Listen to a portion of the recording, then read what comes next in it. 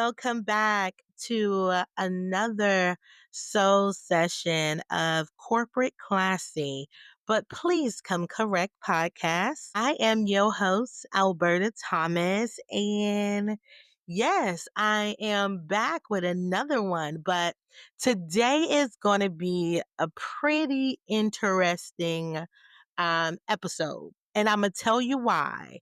I've been going around in circles in my mind, wanting to get something that has been weighing on my chest for a very long time.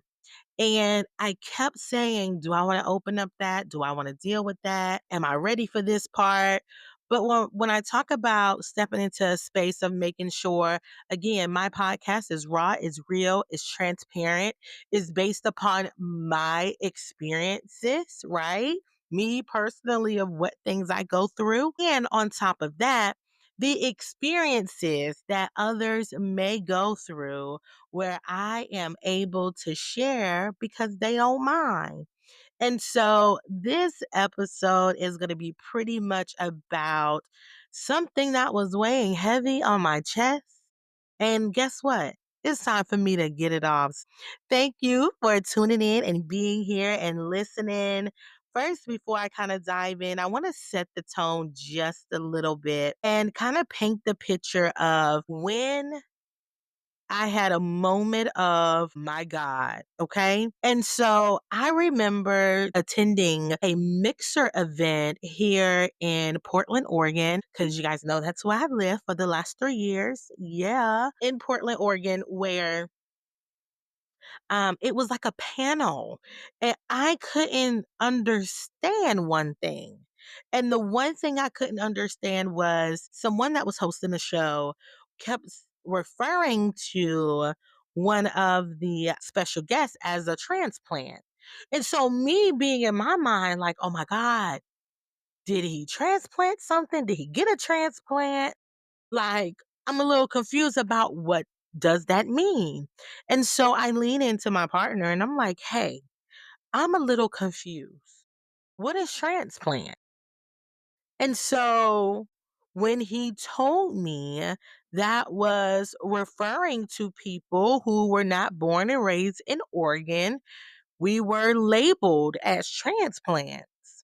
So psychologically in my mind, y'all. So imagine me sitting at a mixer in a room with African Americans and they labeled me attending a local event in Portland, Oregon, a transplant. So in that moment, you could probably imagine how I was feeling in that moment and how I got pissed off really fast. And it's funny when I think about it, because I'm like, again, coming from the South, born and raised in the South, okay, with the Black community, with other races there too. And I'm going to get into that a little bit into details later on. But in that moment, I'm like, how can my cultural of people sit here and label me a transplant? And so I was lost. And so I went into this rabbit hole for a really, really long time, trying to navigate through, like, when did this start? Why is it okay? And why are we referring to each other in that matter?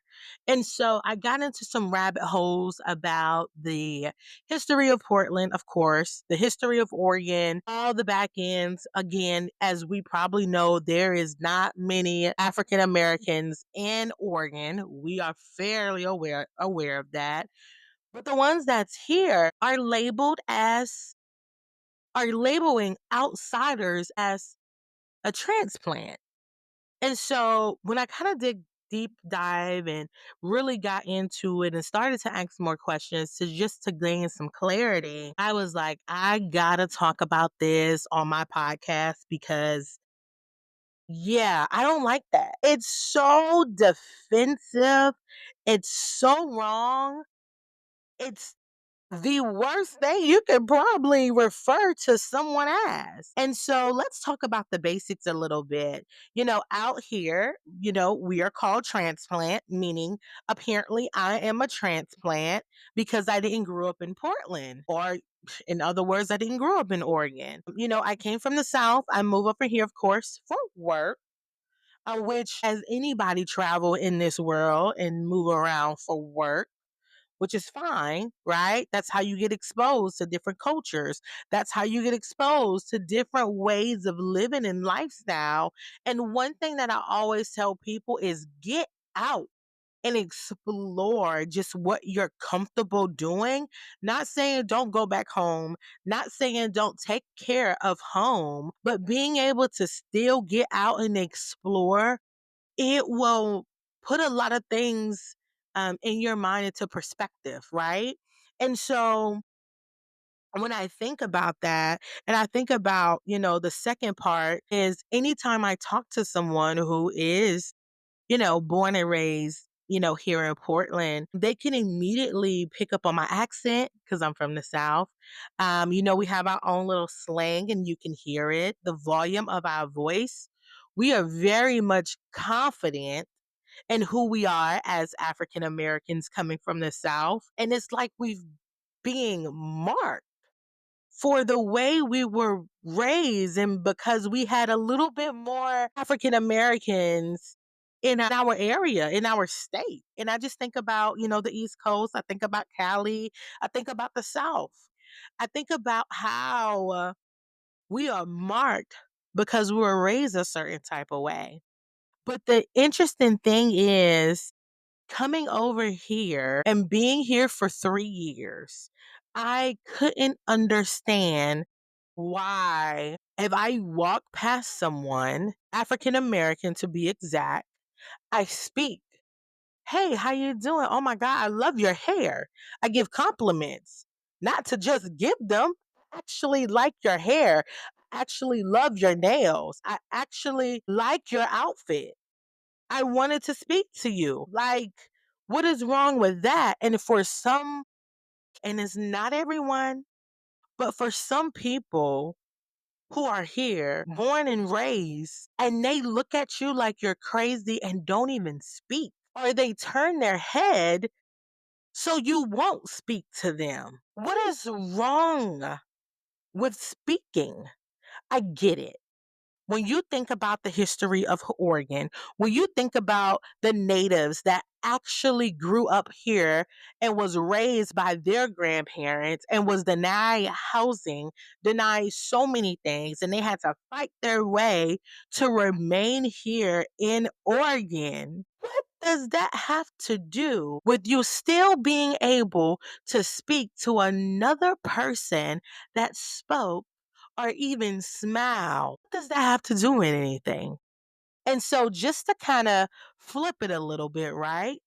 Born and raised in the South with my parents, my mother, I have a pretty large family, but I also have a community of white people, of Hispanic people. Like, there is still things that we have to fight for in the South. We're not handed anything. The same things that we as African American go through here in Oregon, we did the same thing in the South.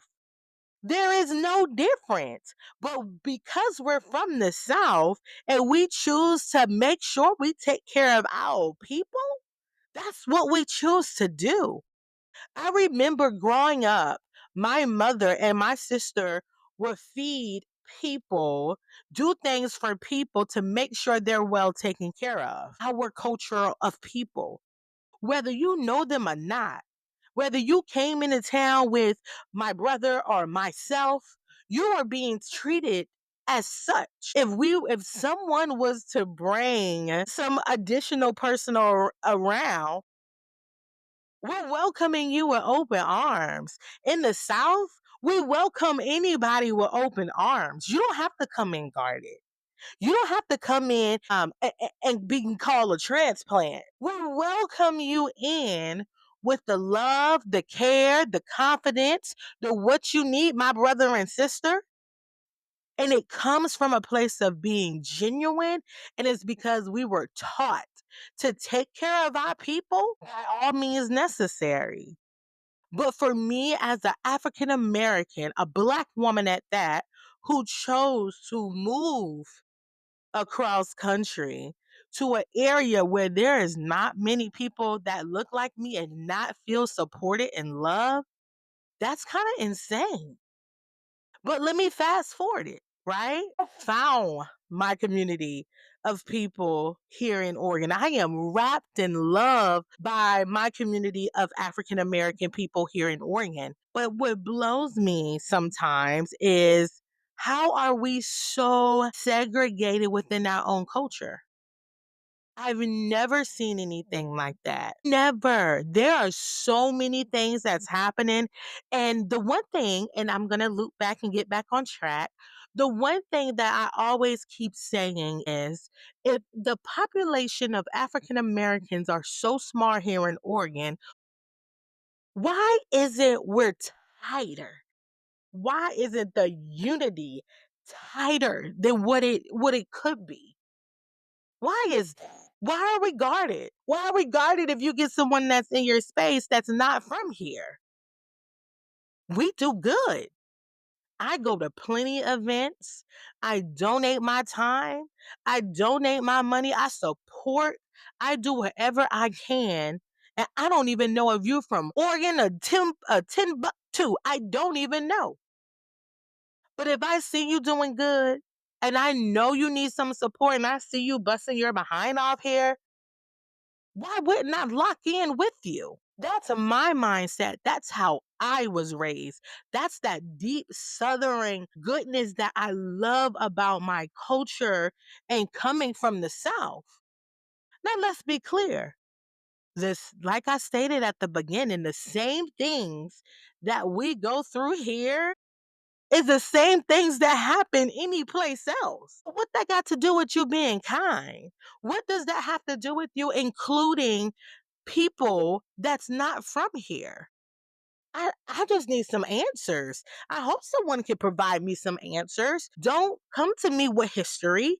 I am very aware of your history. I know what you've been through. I can read, I research, I talk, I know. But what is it when it comes to not being able to unify? When I see 50,000, and I'm exaggerating this part, 50,000 of the same nonprofits, but why aren't they coming together?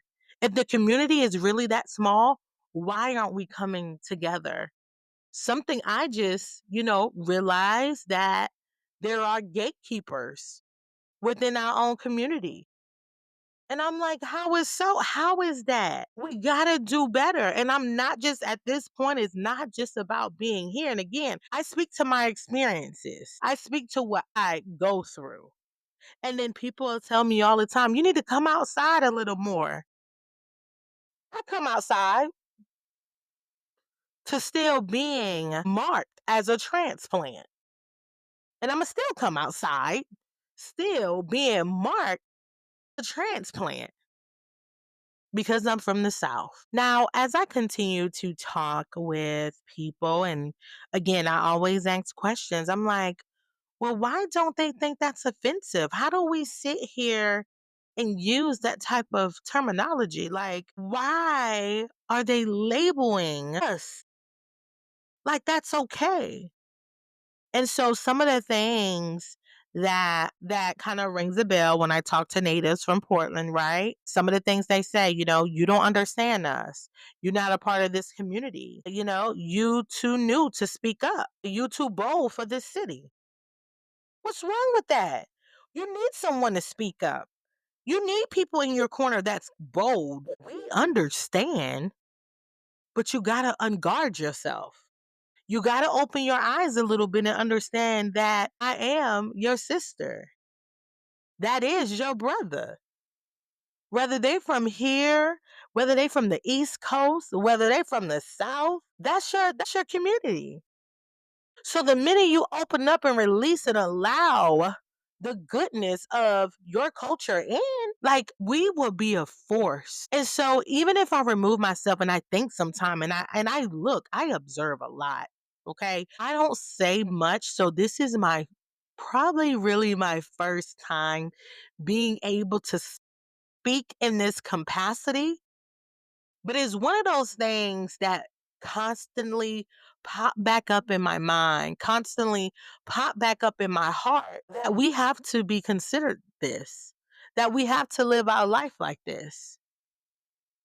And so it's been 3 years and I'm going to keep it a buck because I'm honest and I'm bold and I'm me. When I moved here, I felt the energy that, oh, you're new vibe, that, oh, you're not from here, are you? And sometimes I'm like, yo, but then I learned quick once you do your research, right? I learned that it has nothing to do with me. It's about the history, the trauma, the fear. But the one thing that's a little gray in the room is the lack of real conversations. I'm not talking about the ones where you fluff and you don't even want to go a little deeper. I'm talking about the real conversations of your history, your trauma, the real conversation of why you don't want to let others who is still your culture into your space. That's the missing part. And I'm ready to have real conversations. I'm ready to talk about it. But when I go, there's never honesty. It's very fluff. How do we need to break that barrier? How do we have some meaningful conversation where we can actually move forward? How can we remove the terminology of me or anybody being called a transplant? A transplant. Those are the real conversations. How do we collectively start to form more of a unity? How do we remove the gatekeepers out the way? How do you take care of each other? Because that's what we do in the South. That's what I know.